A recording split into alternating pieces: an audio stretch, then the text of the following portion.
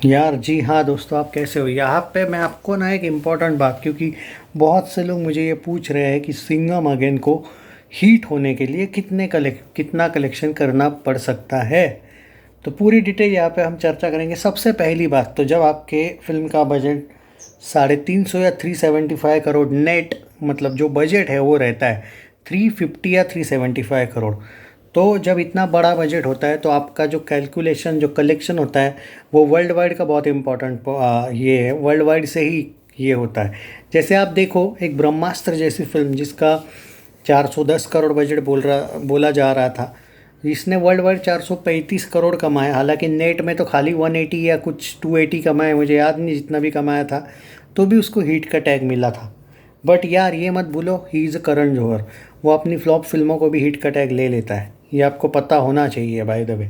और उसका सिक्का चलता है बॉलीवुड में। अब आते हैं प्रैक्टिकल चीज़ पे कि सिंघम अगेन। देखो, एक बात तो मैं आपको दावे के साथ कह सकता हूँ कि मेरा तो प्रेडिक्शन है कि अपने बजट से तो डेफिनेटली ज़्यादा नेट में करने वाली है। ये 400 करोड़ तो कम से कम नेट में करेगी, विथ कैसे भी रिव्यूज़ आए।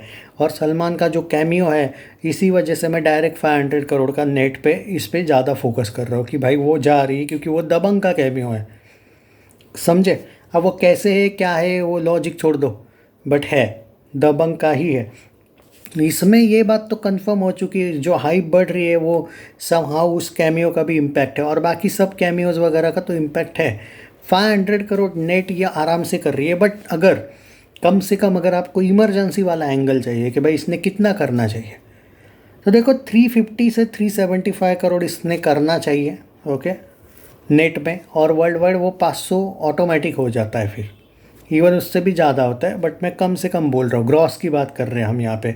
तो 600 भी हो सकता है वैसे तो भाई देखो, सिंपल बात है, 300 से 400 करोड़ वाला नेट है कलेक्शन होना चाहिए। ये करण जौहर की फिल्म होती तो मैं वर्डिक्ट, वो कैसे भी जादू से लेके आता है उसका पता नहीं मुझे कैसे आता है, बट ये करण जौहर का इसमें कुछ भी नहीं है हाथ। आई थिंक सिम्बा में तो फिर भी था, करण जौहर का कोई प्रोडक्शन था या जो भी था, वो कुछ तो था वो, जितना मुझे याद है। Produce by Karan Johar and Rohit Shetty थी, याद नहीं मुझे, बट था। इसीलिए तो सारा को लिया था उसने, नेपो वाली को। तो ये कंफर्म याद रखना आप। तो भाई 350 नेट होना चाहिए। अजय देवगन को अपना हाईएस्ट बनाना पड़ेगा, खुद की बॉलीवुड की फिल्म का। इसका जो हाईएस्ट है वो आई थिंक 280 है, तानाजी फिल्म नेट का। उसको तो डेफिनेटली उसको तोड़ना पड़ेगा।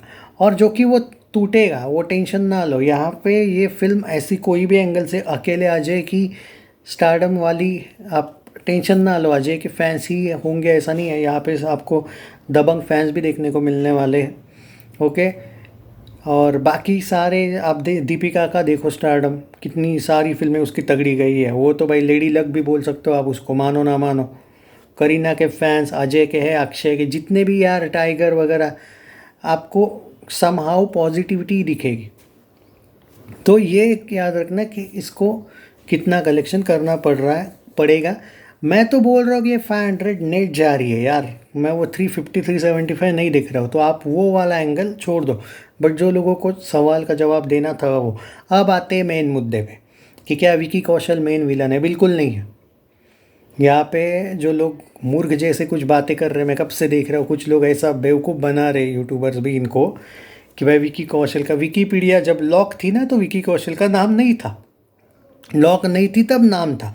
तो विक मेकर्स ने नहीं डाला है विकी कौशल का नाम। इनको ये भी अक्ल नहीं है, बद्दिमाग कुछ लोगों को। ये मुझसे आर्गूमेंट कर रहे थे, एक गधे को तो मैंने ब्लॉक कर दिया कल। मुझे ऊपर से बोल रहा है कि भाई अगर उसका नाम नहीं था तो क्या नाम है, मुझे उसका याद नहीं, ओम या कुछ नाम था उस बंदे का, तो फिर उन्होंने नाम क्यों दिया। अबे गधे, वो लॉक नहीं थी विकीपीडिया, वो तो मैं भी एडिट कर सकता हूँ, शाहरुख का भी एडिट करके मैं नाम डाल सकता हूँ। वो लॉक होती तो बोलना, लॉक जब थी फिल्म तो विकी कौशल का नाम नहीं था। और विकी कौशल क्यों ट्रेंडिंग हो रहा है सिंघम में, क्योंकि विकी कौशल को पहले सिंघम ऑफर हुई थी। वो छावा के इसमें बिजी था इसलिए उसने नहीं बोला। टाइगर श्रॉफ का रोल पहले विकी कौशल को ऑफर किया गया था, उसने नहीं बोला, इसलिए टाइगर श्रॉफ आया।